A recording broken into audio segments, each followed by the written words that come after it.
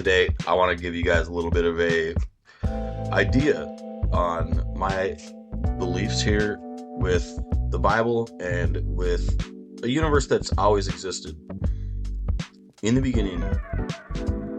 Now, this is very well known, and especially Genesis chapter 1 is one of the most perfectly translated chapters in the Bible because it's been scrutinized the most.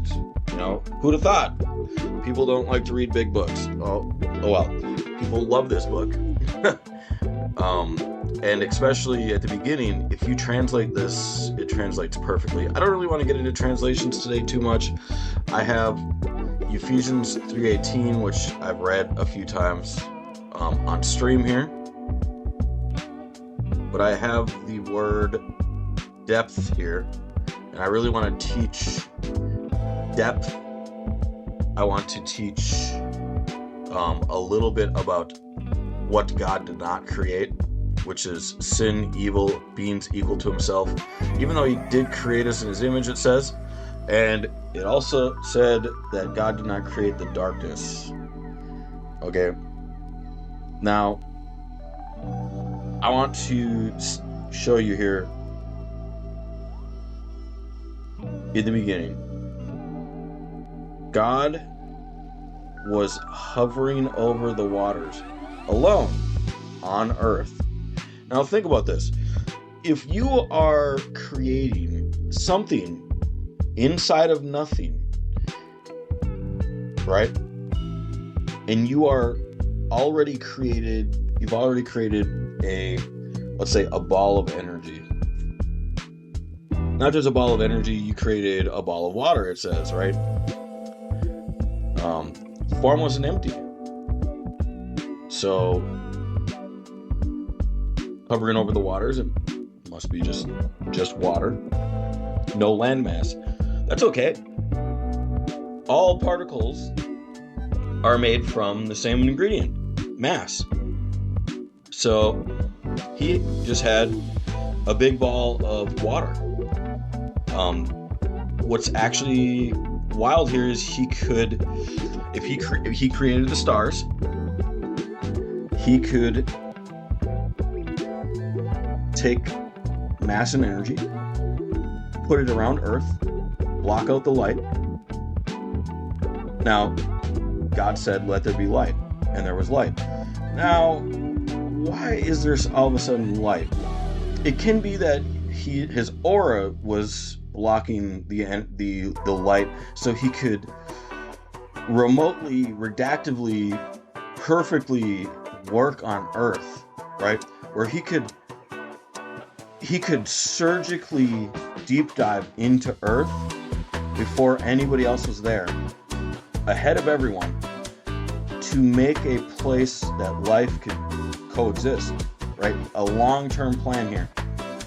God saw that the light was good, and he separated the light from the darkness. Separating light from darkness, now the light of 400 billion stars, assuming that's how many there was then, the light from 400 billion stars, he turns off, he turns on the light, he lets the light pass in, the light comes into Earth, and there might not be any atmosphere yet. It could just be a ball of water. He could have just took a ball of water and put it in the middle of the stars, and that's all it basically says right now, is that there's just nothing but water. It says nothing else. That's all it kind of gives you, and that's all you need is stars and water. If you take mass and energy and you make water at a particle density and you maintain it with a electromagnetic aura, right? You're maintaining the particle stasis, the molecular stasis within the visible equilibrium, that which is his and ours, which is in his image. In his image, he created us. The visible equilibrium would allow the water molecules to stay in water format, which is exactly the way we know water as. He can move that, he can keep it in place, just like Earth, right? And then when he allows light to come in, the light will collect the inside of the water. The water will collect the light like mass. The light will actually do photosynthesis on the water.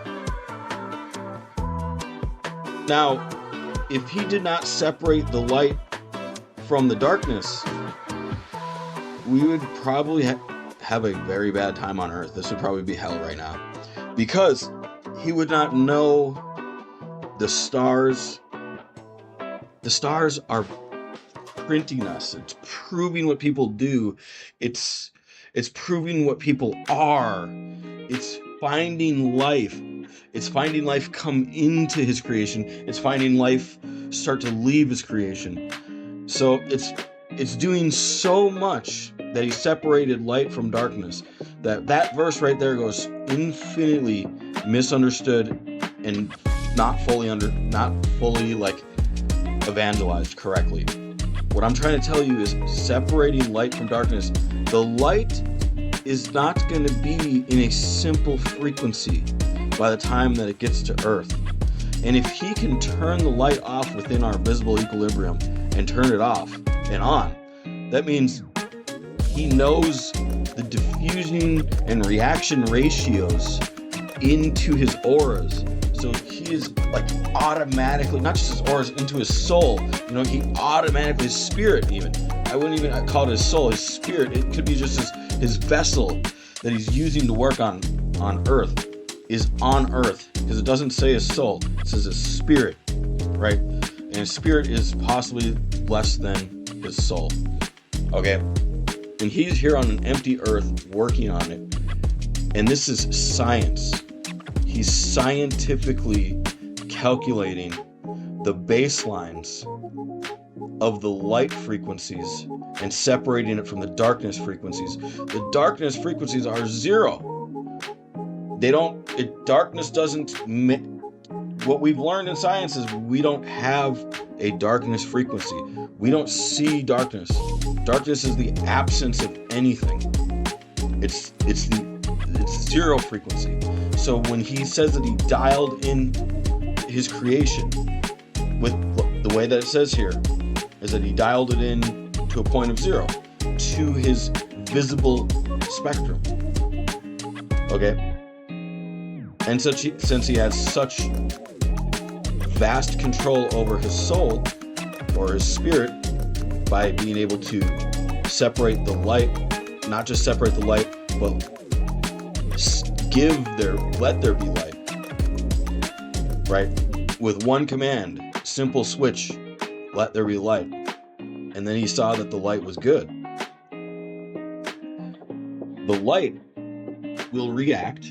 It will create stronger, decoherent, and magnetic auras on the water. And then it'll radioactively go to the core.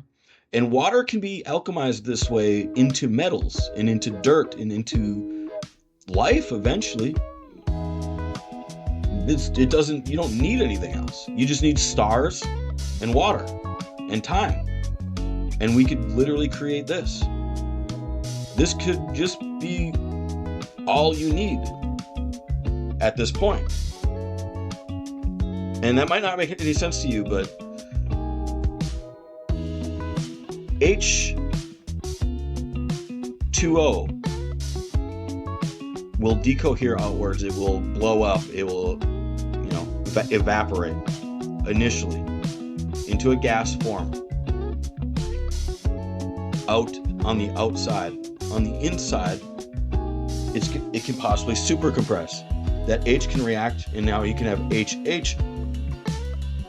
HO or more, and continually doing this over and over and over and over. Eventually carbon is formed because there's so much atmospheric density created by the stars pushing in the light. Light is mass, and that's what a lot of people don't understand as well. What I'm trying to teach you next is the fifth dimension that's mentioned in breath. I call it the fifth dimension because it has to do with understanding infinite micro mass and micro dimensions of length and dimensions of measurement. Infinite micro measurement and infinite mass, being able to break up mass infinitely, allows the word depth or breadth to be used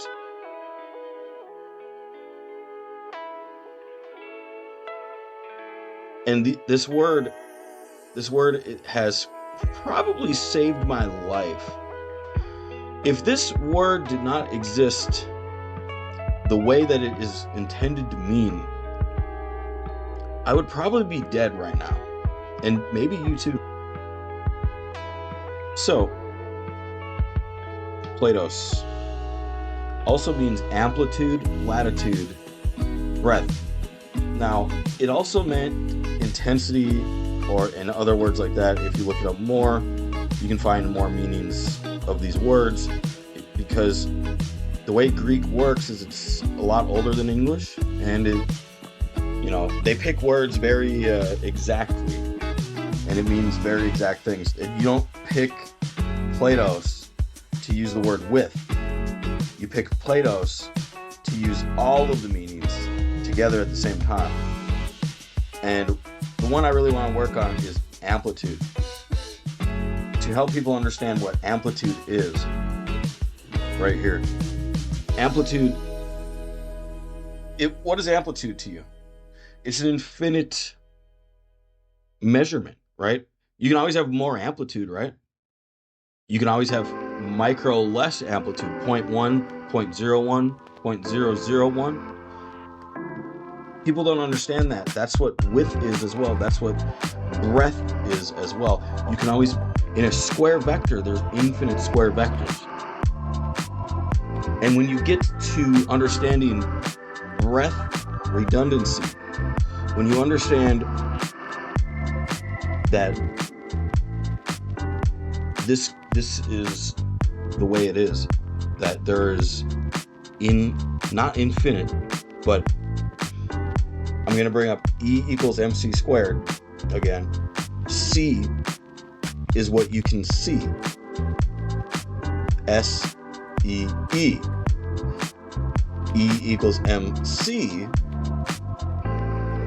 squared. C is your visible spectrum. There is only ever a finite visible spectrum. I'm sorry to break it to you. All visible spectrums are labeled as C.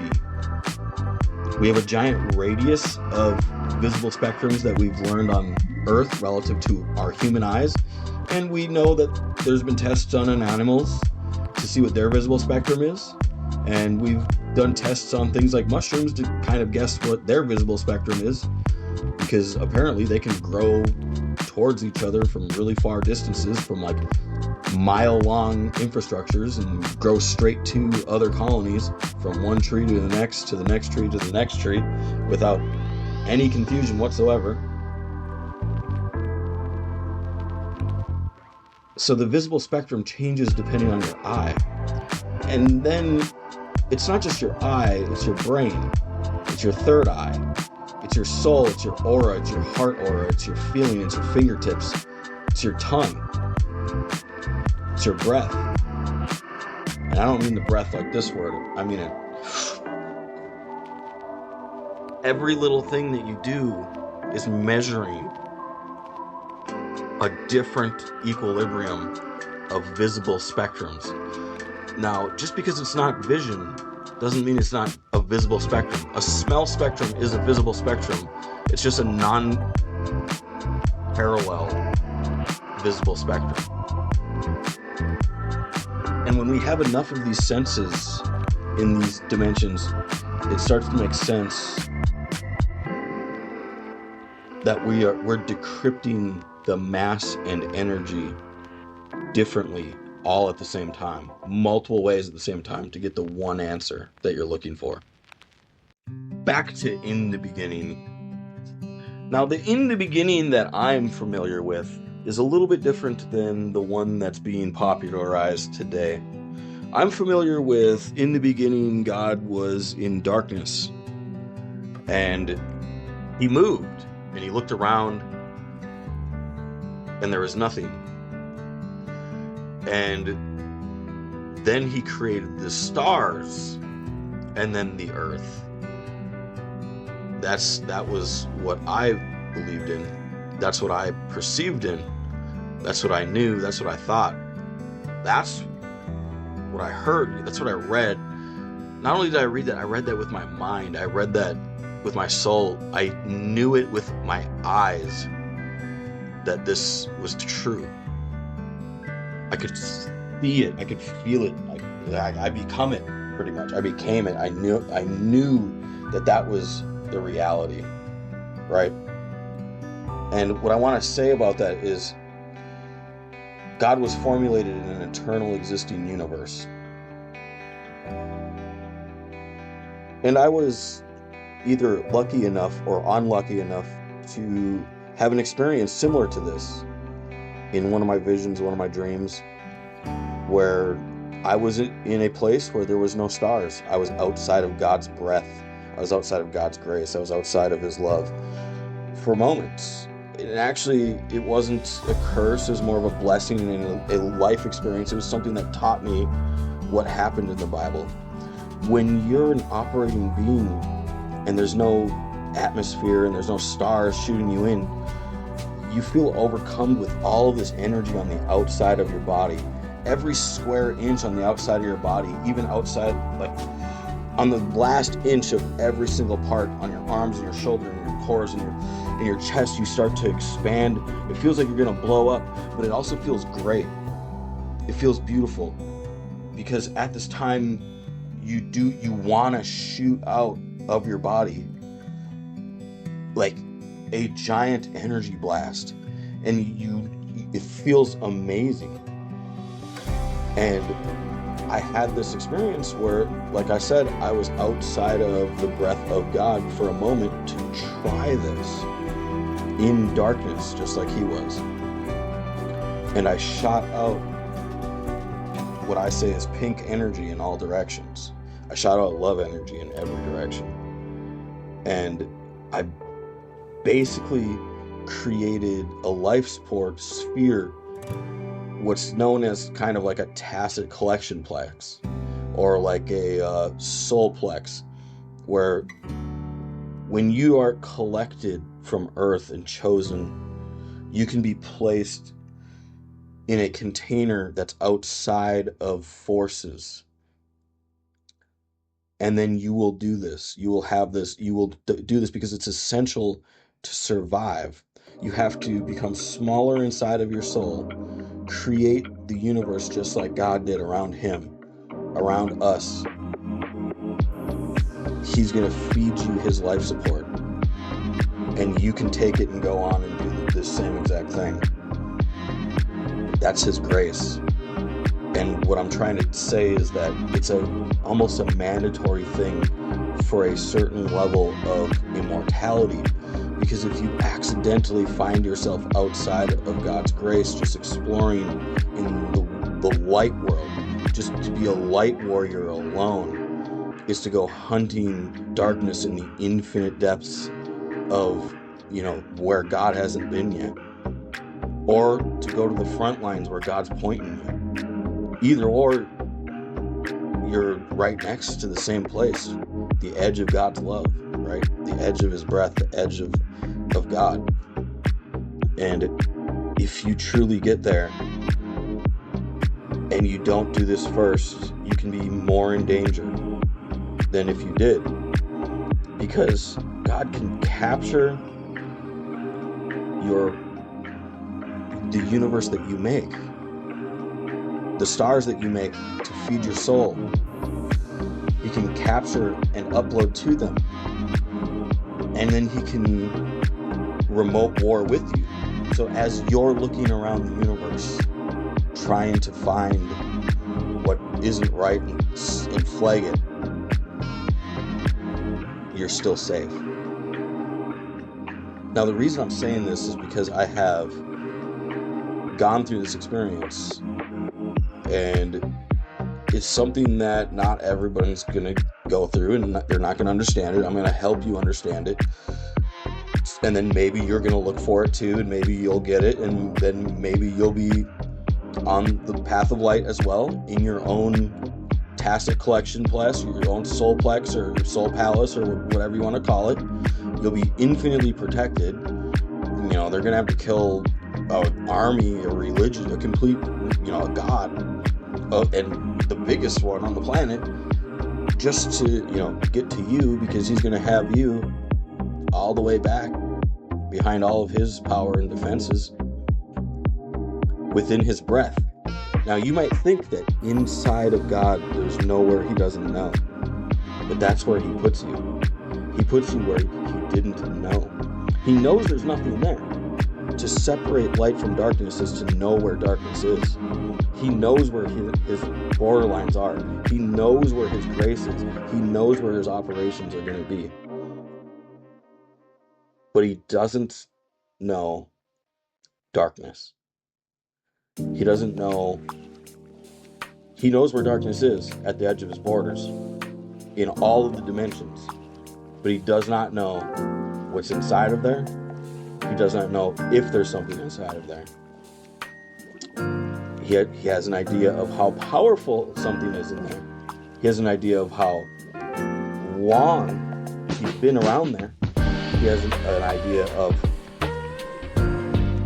where things are ahead of time. There's a thing called decoherence. When you have energy and life support within a square vector, it decoheres outwards. Right? It expands. And it shows ahead of time that you're there.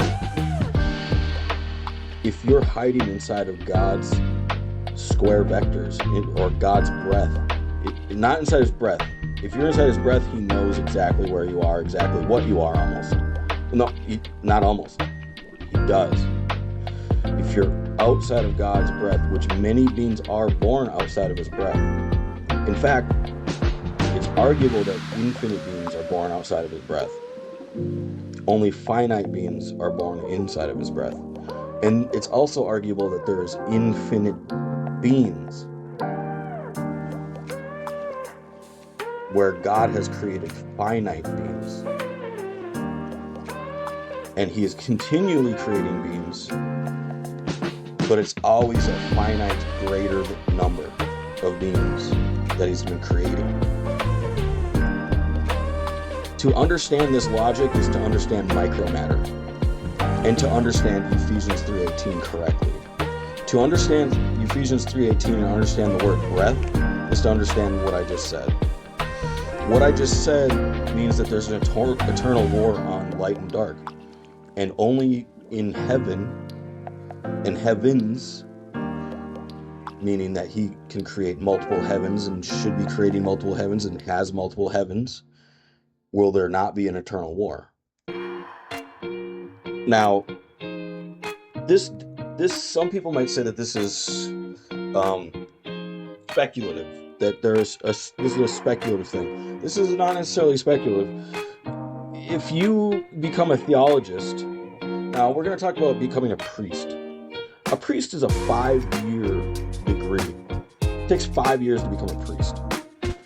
And then after you've been a priest for 5 years, you can become a bishop if you have the right, the right schooling. You have to have the right prerequisites. You have to have a little bit more knowledge. You might have to go back to school a little bit more and go to the right classes and take a little bit more and then get authorized, ordained by the Catholic Church to become a bishop. That's 10 years of being a priest, or 10 years of studying that as a priest, just to become a bishop. One of the studies is theology. Theology is logic, basically. Logic leads you to God, and the Bible is one of the best places of logic because God does not teach you illogic. God is not a religion. God is a science. God is more of a fact than it is anything else. And one of the things I've always done is I try to keep religion away because so many people want to, talk illogically in life. They want to talk insane or crazy in life, and they want to be weird in life, and they want to be the devil, they want to be the bad guy, they want to be the criminal, they want to be, the person that they shouldn't, they want to be the rebel, right?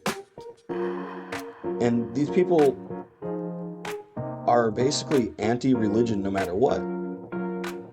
And it's not logical. Logic is that the universe always existed. And if you try and say that there's some magical theory that you can't figure out, that's not going to happen. You can't tell me that we can't figure it out, yet we have, flying cars coming out soon. Not only that, we have so much. Now, I don't necessarily have a doctorate in theology or anything like that. I'm not necessarily a priest. I actually been called Archangel, and one of the things I might want to do after my life is I want to become a saint. And I don't know if you can be an Archangel and a saint at the same time, but I'm still going to go for that feat at least.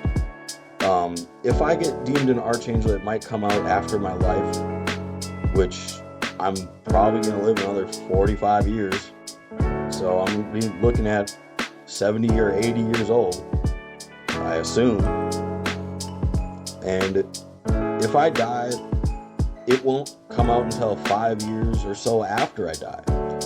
Because what God tries to do is he tries to give you a head start. He doesn't want to dox the saints on earth to all these people that are demons. This is the highway to hell. This is earth. This is one step away from the worst place in the universe. All right? And it's also one step away from the best place in the universe, too. And it's pretty damn good if you know how to use it here.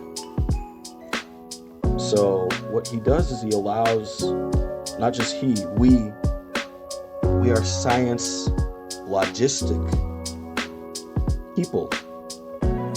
Not just people. With God, we are also science and logistical. We do not dox our saints and our archangels and the people that have tested out in the holy war and are in the holy war that are not, getting paid for it. The people that are getting paid for it are the people that are priests and bishops and ministers and cardinals and popes and, actual working members of the church industry. Those people are getting paid for it. Angels and archangels don't get paid the way that you think. They get paid in energy and mass. God pays them directly with ingredients to build a universe. And I know this because I went through what God went through in the beginning. I had to blow up. I squeezed really hard, and then I started shooting myself out into the universe just to stay alive. Now, it might have done it all by itself, but it felt better doing it. Now, the next thing I want to say is I want to talk about all many versions of the Bible. And I'm not talking about the different meanings. I'm talking about real ones. I'm talking about real difference in real rule books that really work. I'm talking the American Bible would pretty much be a law degree. If you get a law degree, you pretty much mastered the American Bible. And then you're going to be able to make a lot of money here because you're going to be able to test out of the bar. You're going to become a lawyer and you'll be able to handle people's legal issues. And there you go. Now you're rich. All because you read the Bible of America. Now, if you go to Israel, Israel is God's holy place. God's holy chosen people, actually, is what it means, right? If you go there and read the Israel Bible and spend a lot of time there, it might be harder, depending on your holy virtues. It might be easier. If you're a good guy, you might like it better in Israel. You might think, I'm an American, I shouldn't go there. There's terrorism threats there. Well, there's terrorism threats everywhere in the world. I had to become an archangel because of terrorism. I had to become a security-minded being. I was basically drafted, not by my allies, but by my enemies. The enemies of holy and the enemies of America, the enemies of the good guy on earth, made me what I am. I didn't get to choose. They forced me to become the thing that beats them. And I just kept reading and reading and reading and learning. And I wasn't just reading with my phone, and I wasn't just reading with my computer. I was reading with my mind. I could close my eyes and I could read more. I could read faster. I could read better. I could astral project around a book and I could know everything about it. Or I could know that I was blacklisted from knowing everything about it instantly, and I would just move on to the next book. What I'm trying to teach you is the Bible to heaven is not the Bible to earth. The logics of heaven are going to be different than the logics of earth. The logics of earth are what I said, but the logics of heaven are not what I said. You can eat every apple on earth. All right? You can do all kinds of profanities in earth. You do all kinds of foul, filthy things on earth, sinlessly. You can't always do that in heaven. The operations in heaven are different, and so is the Bible. The Bible of heaven, as far as I've read, as little as I've read, because I'm not there. I haven't started studying it, just like I haven't started studying Israel. I barely have studied other rule books of different places. What I'm trying to tell you is a lot of people are trying to teach you the Bible of heaven right now. The Bible of heaven is that there's nothing but God everywhere. You're so deep inside of God and God's love and His creation that you don't even have the possibility to aim yourself outside of God's love. You don't have the possibility to see somebody in hell. You don't even have the possibility to see a demon. You don't even have the possibility to see a human. You have to make that. You have to will that. You have to change. You have to ask God for change. You have to get an anti-root kit. You have to get rooted. You have to change your code. You have to change your rules. You have to change your beliefs. And you'll get here and you'll start telling people, what do you mean? There's no such thing as infinity. God created everything. There's only one universe. There's nothing else. Well, that simply isn't true on earth. On earth, we're in the middle. We get the full truth on earth. The Bible of heaven is infinitely more holy an experience that you will experience, where the Bible of earth is only going to teach you the truth if you like it or not. If it makes a bad experience or a good experience. If it gives you paranoia, it doesn't care. The Bible of earth will ruin your life. The Bible of earth will make your life better. The Bible of earth will bring you peace. You will have peace to infinite darkness. You'll have peace to infinite light. You'll have peace to every bad thing that could ever happen and every good thing that could ever happen. The Bible of earth, the one that we have in front of us, the one written in Greek, Aramaic, and Hebrew, when you read the meanings of that Bible, it is never wrong. I have never seen it be wrong. The Bible of earth does not say that there is a sin because God said so. There's no such thing as that. That's the Bible of heaven, or the Bible of Israel, or the Bible of... There's so much in the Bible where it says, do not do this, or I do not like that place because they do this. God says that many times. And he has given you bits of the Bible of heaven in our Bible on earth. Not only that, when you are able to read Hebrew and Greek and Aramaic in runic at the same time that you're reading the English transcriptions, you can just read and learn the Bible automatically. Now, I missed so much in the Bible. There's so much that I don't know in the Bible. What I know is don't go against God, that's for sure. And if you make a promise with God, keep it. Because if you break it, he's not going to reward you, even if you think he is.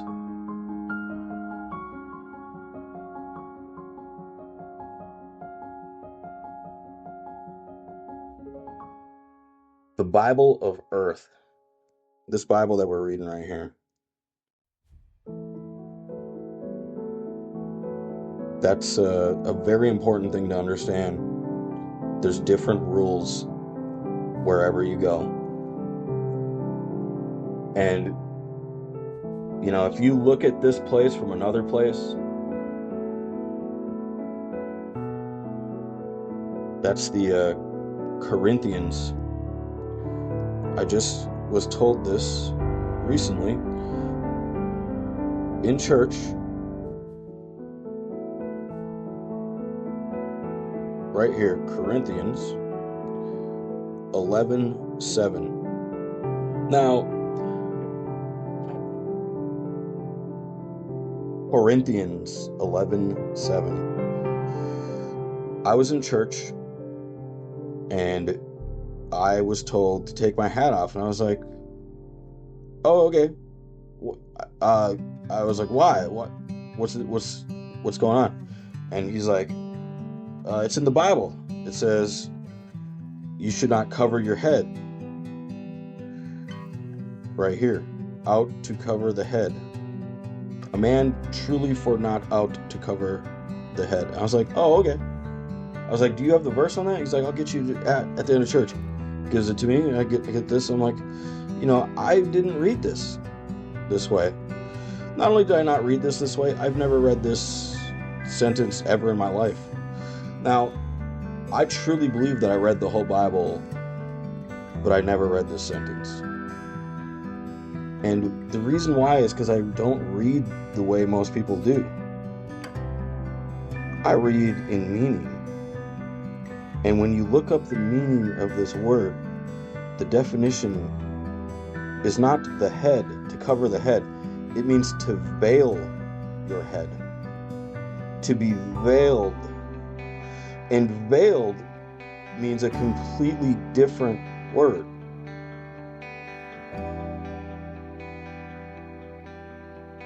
To be veiled is what Satan does to his followers.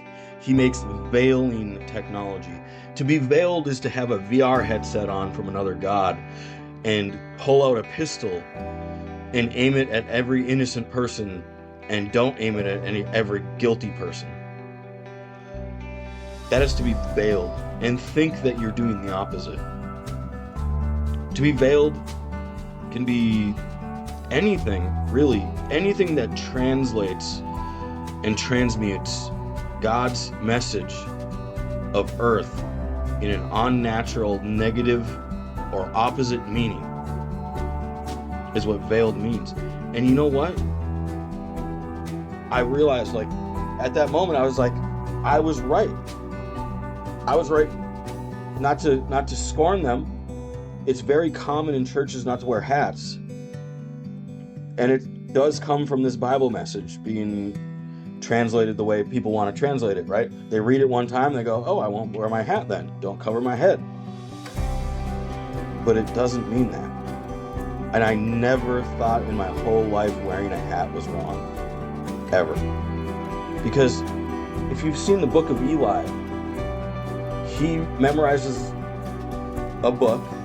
I'm not going to spoil it. And he has a very long journey, and then he says it all out, and they reprint it out. I kind of ruined the whole movie. But,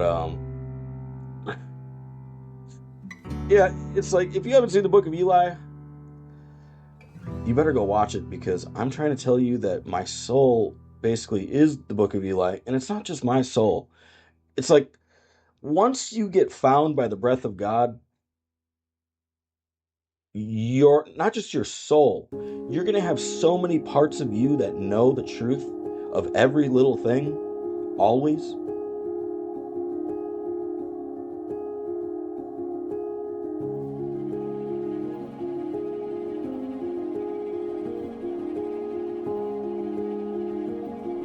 But not to be confused with God creating beings equal to himself. Because it says God did not create beings equal to himself. Which, why would you? Do you want to give your body's password away to everyone? Do you want to give heaven's password away to everyone, to anyone, whenever they want, however they want? Because everyone's equal to him? Now, I'm getting close to my finale here. God did not create evil. When you create evil, you create it outside of his light, in the breath that which is not him. He may or may not know that you did it. That does not even compute to people that use the Heaven Bible. Those that are on earth, you do evil, and eventually you will go to hell.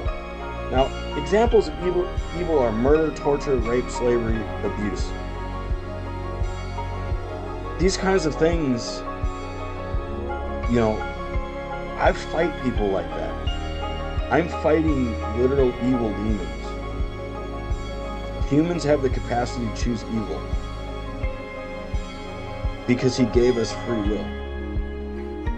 You step out of God's heaven, God's design, God's earth. You step out of his designs. You essentially hellfire yourself. Now, you don't death by hellfire yourself. You essentially remove yourself from his grace and his power.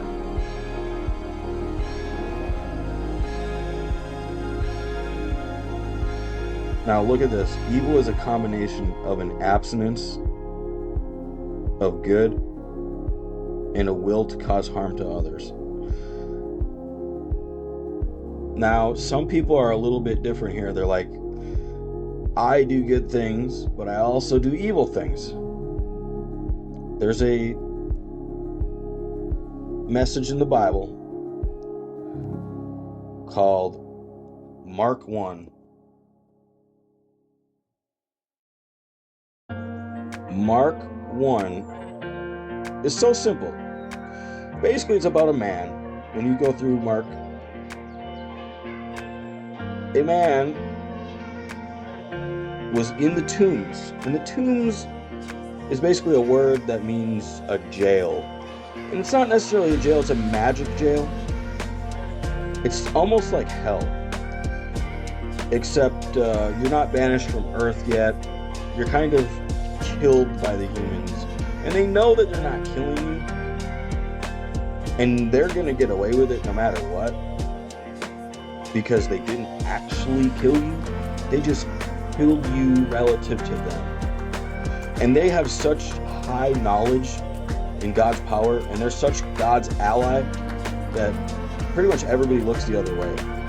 A man was in the tombs in Mark 1, and he became holy in virtue. He learned that he was bad. And it says that no man could shackle him anymore.